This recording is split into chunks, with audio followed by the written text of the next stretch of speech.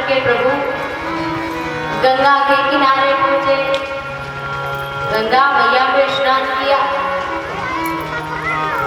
प्रणाम किया और ब्राह्मणों को बहुत प्रकार से दान किया।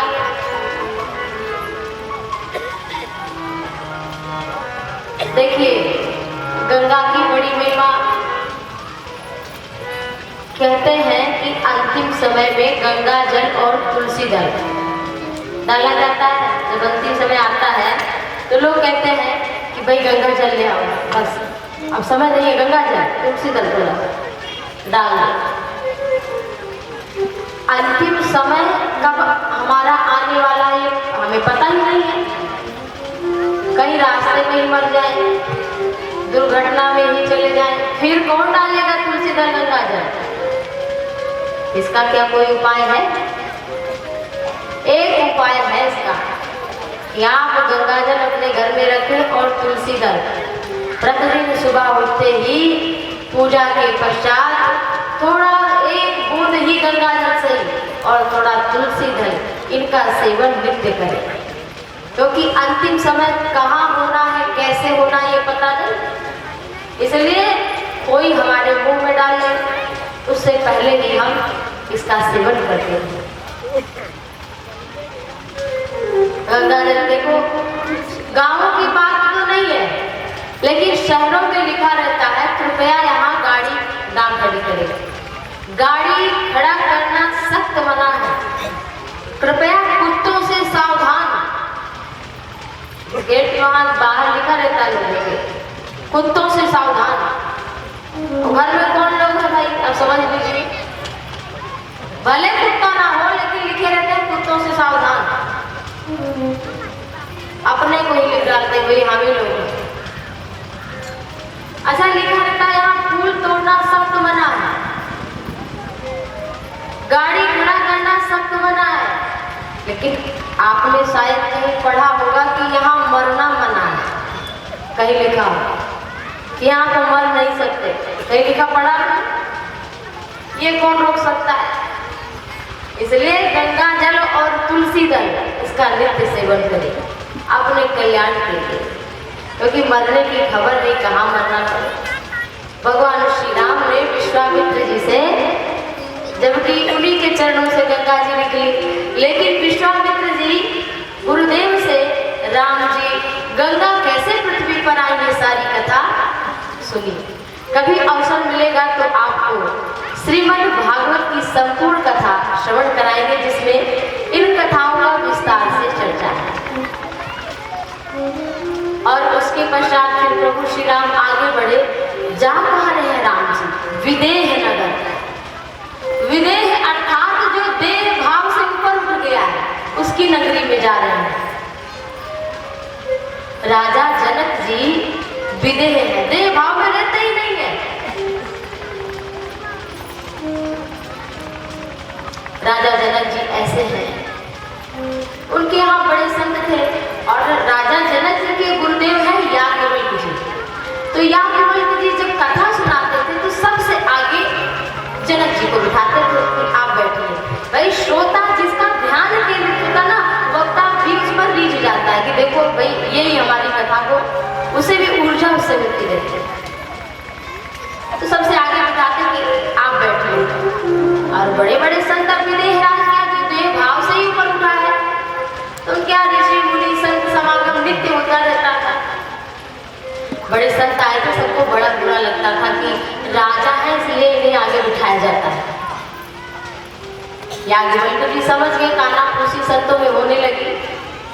उन्होंने जनक जी का परिचय देने के लिए एक काम किया, अपने तपोबल से नगर में आग लगवा दी।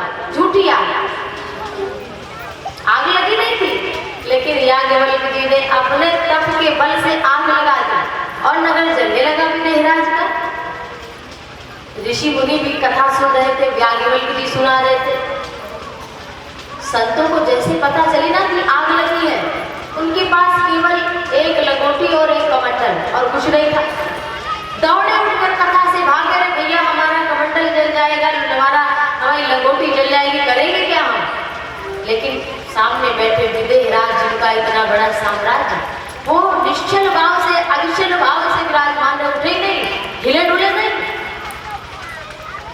सब दौड़ करके अपना कमंडल और अपनी लगोटी लेकर आए। जनक जी बैठे थे, सब संतों ने कहा महाराज जाइए, आग लगी है, जाइए कुछ करिए।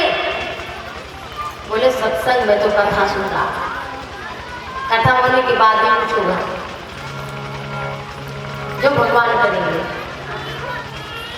अब आग लगी ही नहीं थी, वो तो तपोबल की उनकी शक्ति थी, जिससे संतों को ऐसा लगा। थोड़ी देर बाद जनक जी ने कथा विश्राम में कहा कि आप लोगों को मैंने जनक जी का परिचय दे दिया कि विदेहराज कैसे हैं, जो देह भाव में रहते ही नहीं है। आप लोगों के पास एक कमंडल, एक लोटा उसी में मन लगा रहा। इनकी पूरी, इनका साम्राज्य, इनकी पत्नी, इनका परिवार सभी विराजमान, और ये हिले तक नहीं। तब सोच लीजिए, मैं राजा को कथा में कुछ लेने के लिए कथा इनको सुनाता हूँ, या हम इनके प्रेम के कारण, इनके ज्ञान के कारण इन्हें कथा सुनाता हूँ। अब जनक जी की जो तपस्या है, इसी से पता चलता है कि जगत जननी परांबा भगवती लक्ष्मी ही साक्षात उनकी कन्या बनकर उनके घर आई। राजा जनक जी ने हल चलाया था, जिससे उनकी प्राप्ति हुई थी जनक जी को। तो ऐसे है विदेहराज। जब सुना विदेहराज ने कि विश्वामित्र जी आए हैं महामुनि, तो उनका स्वागत करने के लिए बड़े मंगलचार करते हुए, मंत्र द्वारा उच्चार करते हुए ब्राह्मणों की मंडली, संत समाज को लेकर गए और विश्वामित्र जी का स्वागत किया। राम लक्ष्मण कहीं चले गए थे, इधर उधर, राजा के पुत्र हैं, तो इतने दिन से तो जंगल में घूम रहे हैं। विदेहराज में और विश्वामित्र जी में चर्चा हो रही थी कि आपके परिवार में भैया कुशल मंगल तो है सब।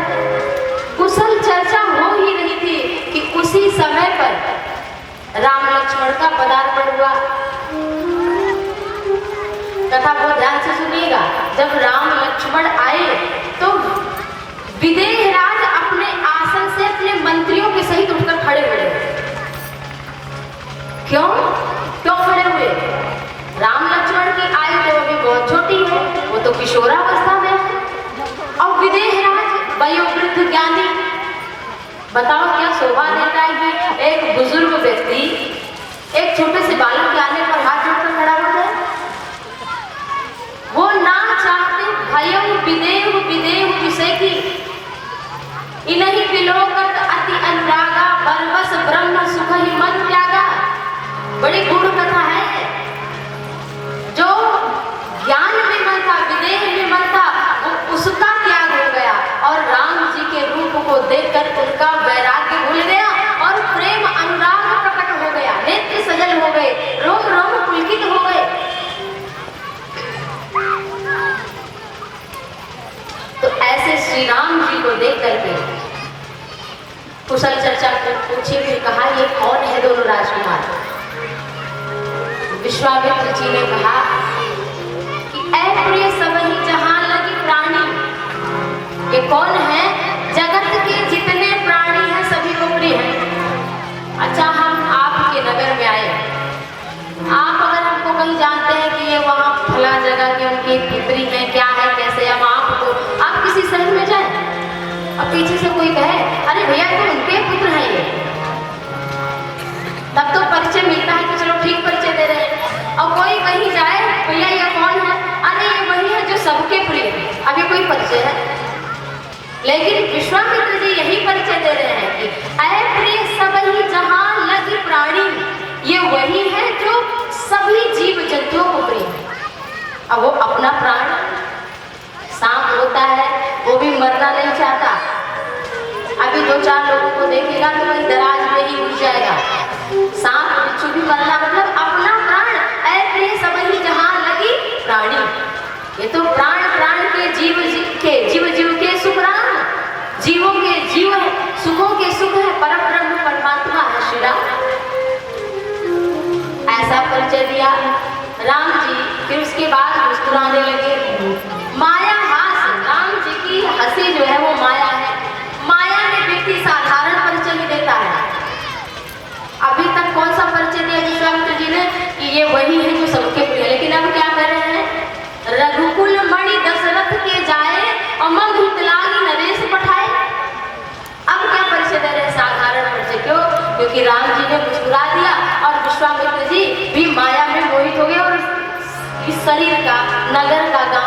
के देने लगे।